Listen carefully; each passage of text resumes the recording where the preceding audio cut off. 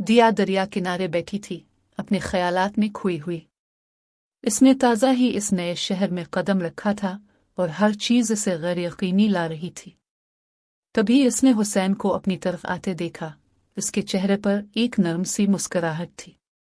उन्होंने बातचीत शुरू की और दिया हुसैन की दिलकश आंखों की तरफ मुतवज्जे हो गई। हुसैन ने इसे अपनी अक्कासी के शौक के बारे में बताया और दिया ने अपनी शायरी के लिए अपने जोश को इश्तराक किया।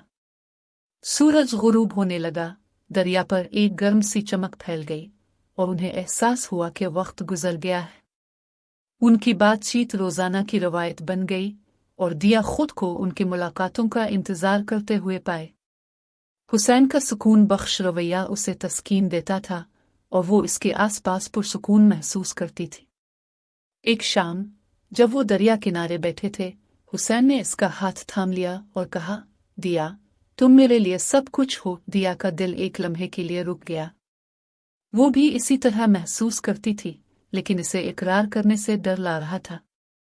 जब सितारे चमके, हुसैन ने इसका हाथ थाम लिया और वो सुकूत में बैठे रात के आसमान को देखते रहे। ये ऐसा था जैसे वक्त रुक गया हो। इस दिन के बाद वो अलग नहीं हो सकते थे। हुसैन की मोहब्बत दिया के लिए बढ़ती गई और वो भी इसी तरह महसूस करती थी। वो दरिया किनारे बैठते, गुरूब आफताब को देखते और दिया अपनी शायरी सुनाती, जबकि हुसैन अपनी अक्कासी के जरिए इस लम्हे को पकड़ता। जैसे जैसे दिन गुजरते गए, उनकी मोहब्बत गहरी होती गई। वो एक दूसरे के साथ हंसने लगे और उनकी बातचीत में एक दूसरे के लिए एक नई समझ पैदा हुई। एक दिन हुसैन ने दिया को अपने घर बुलाया, जहां उसने इसके लिए एक खास शाम तैयार की थी। वो मोमबत्तियों की रोशनी में बैठे और हुसैन ने इसे एक छोटा सा तोहफा दिया। ये तुम्हारे लिए है, दिया, इसने कहा। तुम्हारी शायरी ने मेरे दिल को छू लिया है। दिया ने तोहफा खोला और इसमें एक छोटी सी चांदी की कलम पाई।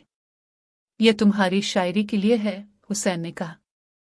मैं चाहता हूं कि तुम लिखती रहो और तुम्हारी शायरी मेरे दिल को छूती रहे। दिया की आंखों में आंसू आ गए और उसने हुसैन को गले लगा लिया। मैं तुमसे मोहब्बत करती हूं, हुसैन, इसने कहा। हुसैन ने इसे गले लगा लिया और वो एक दूसरे के साथ सुकून में बैठे रहे। ये ऐसा था जैसे वक्त रुक गया हो।